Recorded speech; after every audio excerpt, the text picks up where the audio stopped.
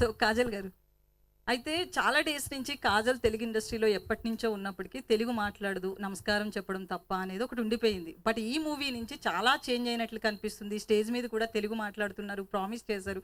ఎందుకు ఈ చేంజ్ వచ్చింది? ఇక్కడ సెటిల్ అయిపోవాలనుకుంటున్నారా? 17 years అయింది, high time.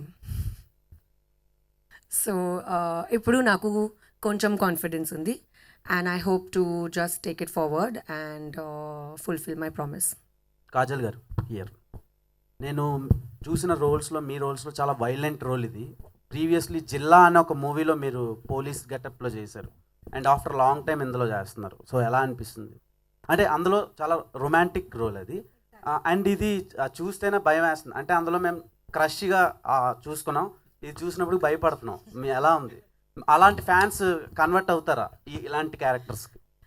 Well, fans in fact like when the actor does versatile things and జిల్లాలో నా రోల్ ఒక కామెడీ కాప్ లాగా, it wasn't a serious cop. ఈ సినిమాలో she takes her job very seriously, so ఏమీ comparison లేదు. And well, there's nothing really to get scared. You watch the movie, you'll also feel that she's very relatable.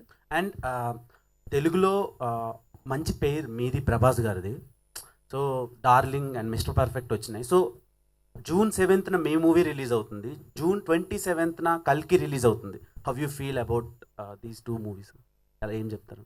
My movie I'm very excited about, obviously, Andy. I can't wait for you guys to watch it. Prabhas's film also I'm very excited about because I can't wait to see it. So Kalki kosam nenu audience, ee cinema kosam nenu actor. So of course difference unnai.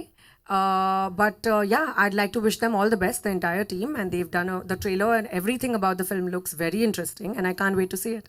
Like all of you. Okay, all the best. Thank you. Kajal గారు